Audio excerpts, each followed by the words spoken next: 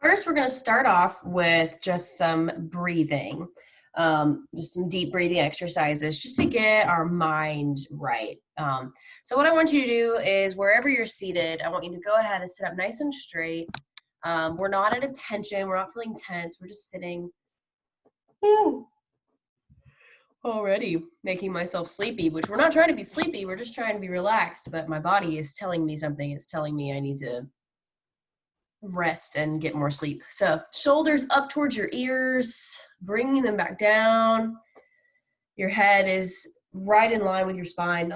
We're not slumped over. We spend so much time slumped over all day. So we are going to take a few deep breaths. You are welcome to put your hands on your belly or one hand on your chest, whatever makes sense to you. You can just keep them in your lap. And let's take the 3 deepest breaths we've taken so far today. So you can breathe along with me if you like, or if you'd rather go at your own pace, that's fine. So go ahead and take a nice deep breath in. Holding it at the top and release. I want you to imagine you're blowing out through a straw, that you've got a little bit of resistance there. Let's do our breath number 2, breathing in through our nose. Sending air all the way down to the bottom of our lungs, holding and release.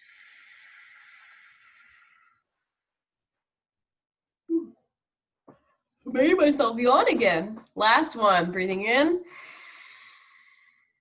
Holding our breath at the top and release. Excellent. Feels good. I said we were going to do movement. Let's do some neck rolls. I'm just feeling it. So you're going to bring your chin to your chest and you're going to slowly roll your neck around. Not fast. Nice and slow. Going one direction. If you feel any kinks in your neck, just kind of sitting there for a second, maybe sitting with that kink and working it out. Bringing it around. And now the other direction.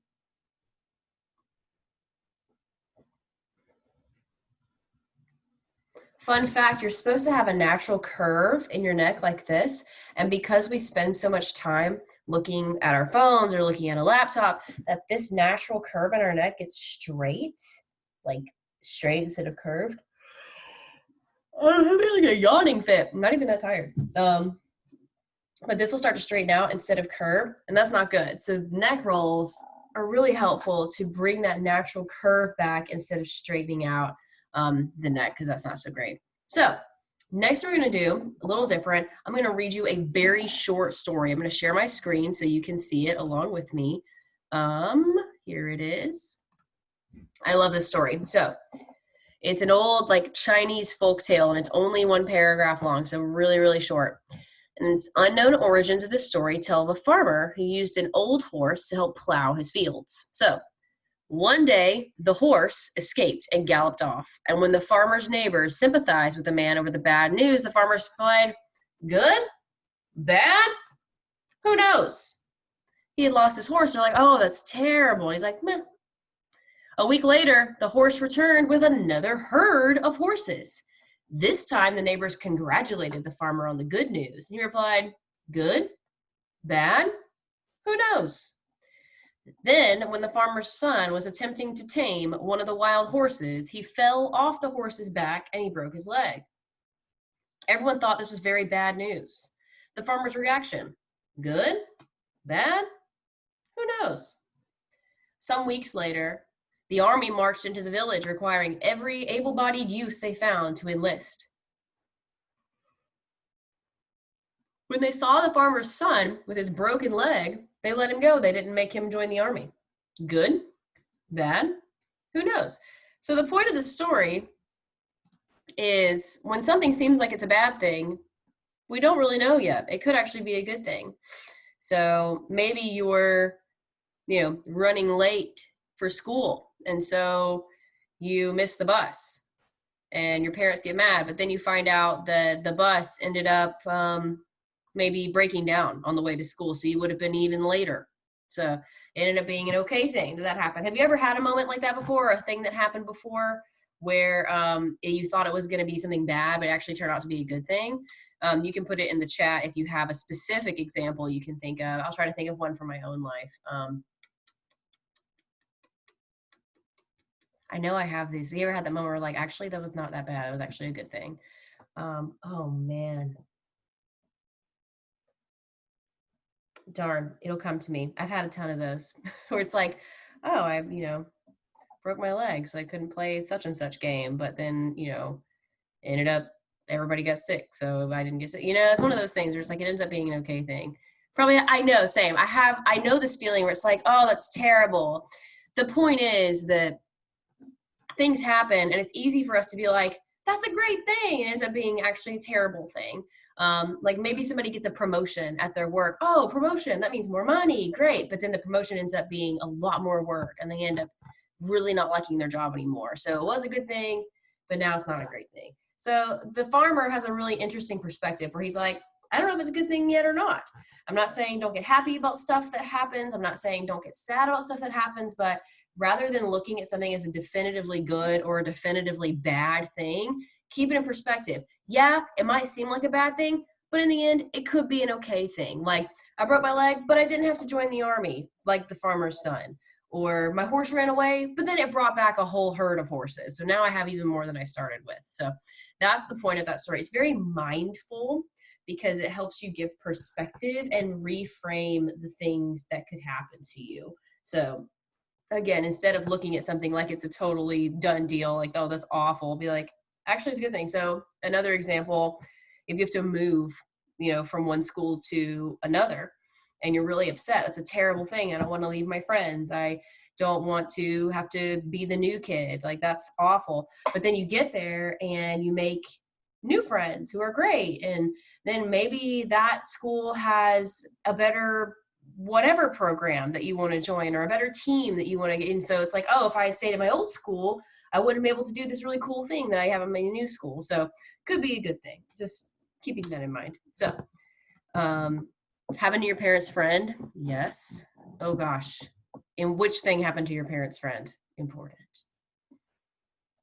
Oh man, I'm trying to remember if there's anything specifically. I know it's happened to me in my life, but I cannot think of anything specific.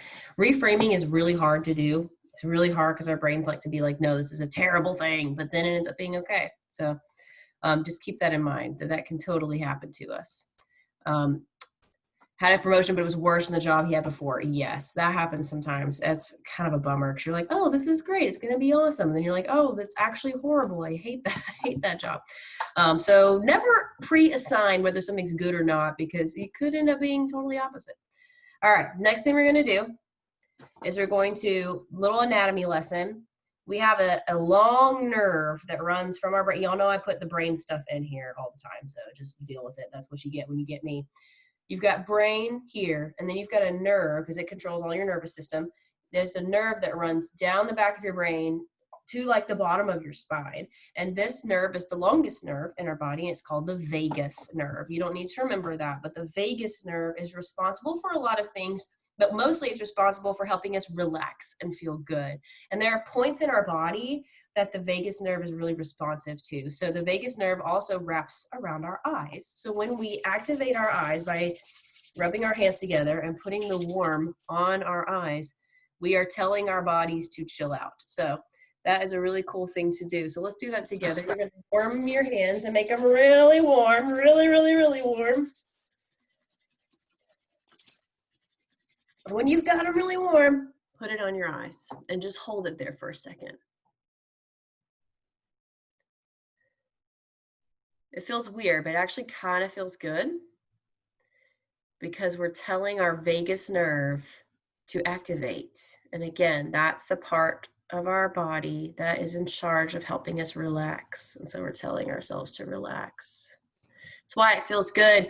You may never have been to a yoga class before, but they'll walk around yoga classes and bring you little eye pillows that are like little tiny weighted pillows that you put on your, like you drape one across your eye. It feels amazing because it's like, again, that little bit of pressure helps to relax your body. So pretty fun. I like it. Anyway, so the last thing we're going to do is going to do a really short meditation. So you don't have to do anything besides sitting where you are. I'm going to invite you to not lay down. It's really hard to, if you're not a expert meditator, then it's really hard to lay down and meditate. So it could make you go to sleep. So if you're at risk for sleep, and I'm yawning, so I am, then I recommend, I just said the word yawn and made myself yawn. I recommend sitting up if you're at risk for falling asleep. You can sit on the floor, in a chair, cross-legged, but if you're gonna sit in a chair, I invite you to have both feet firmly planted on the ground. And what we're gonna do is, again, bring your shoulders up to your ears and then roll them back. And just notice your breath for a second. And take your breath and make it 10% slower and deeper.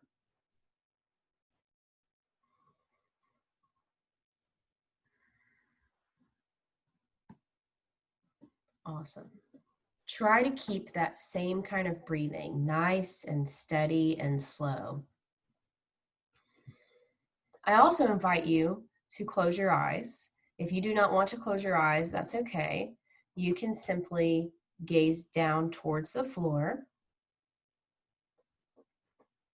But we're trying to keep ourselves from getting distracted by everything around us. So eyes closed, or soften your gaze and look down towards the floor. And I'm going to walk you through what I want you to think about. So we're doing a little meditation today. This is a new one that I've learned and I love it. So checking in with your breathing again. Nice and deep. Letting all the air out. Breathing in again. And letting all the air out. If you listen to the sound of these deep breaths, it almost sounds like ocean waves.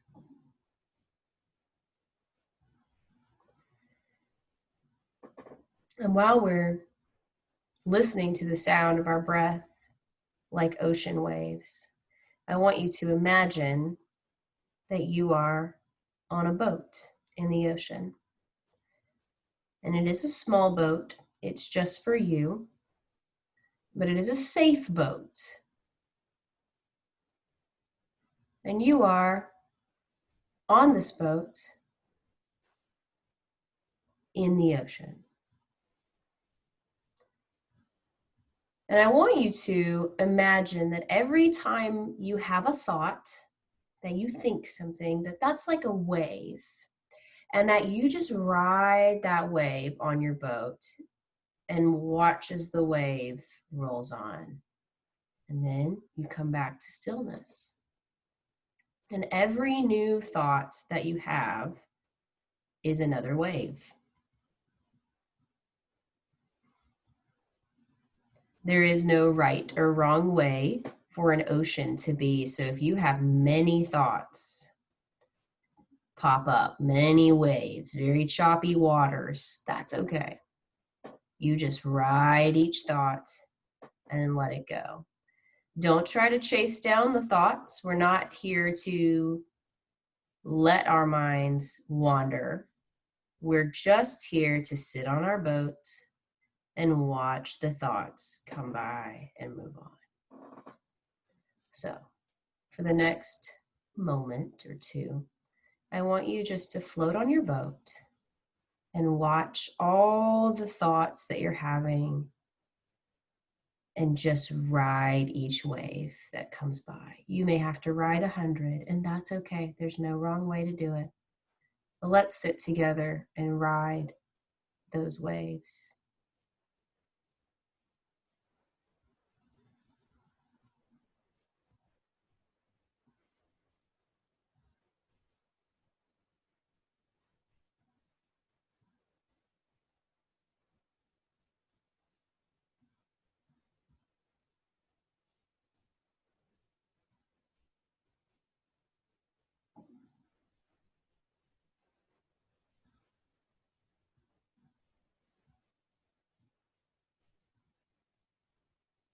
If you notice yourself getting distracted, that's okay.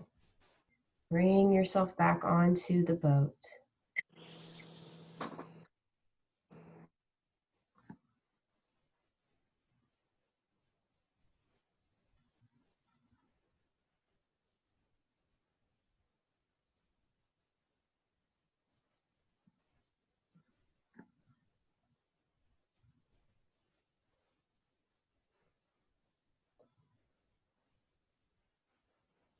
Just another moment or so.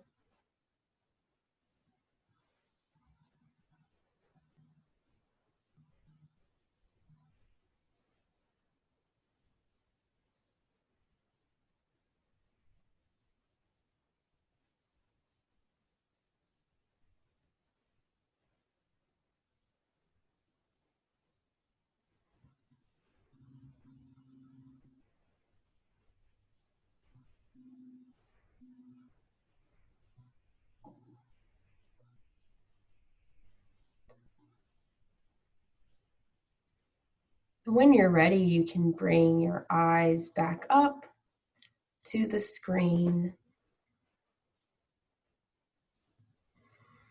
Couple of things about this meditation. This type of meditation is where we just watch our thoughts. There are several different types of meditation, and we've done some together. Some where I take you on a journey and we go and meet a special friend, or somewhere we just listen to the sound of a bell and that's it. This one is all about watching your thoughts. I learned this from the yoga master that I'm studying under right now. This is her favorite meditation that she does. And I like it too. I like it because it helps me kind of know what's going on in the back of my head, because we got a lot of stuff that's going on in the back of our heads, right? That we're not all the time aware of. You can go the whole day and be like, something is bugging me. I just feel really agitated, not really sure why.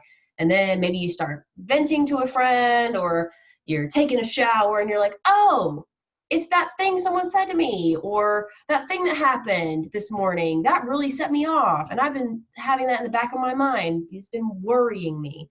So that's interesting, because when we meditate, we start to notice these thoughts as they come by.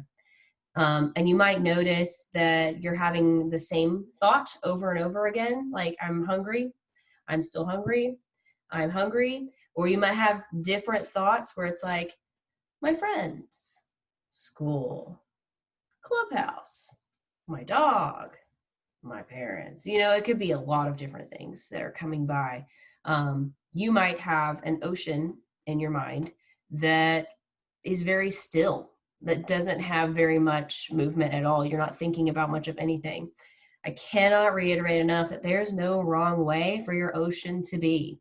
Like, you don't have to have a specific type of ocean. We're not trying to make you not think. That's not meditation. It's just noticing what's going on.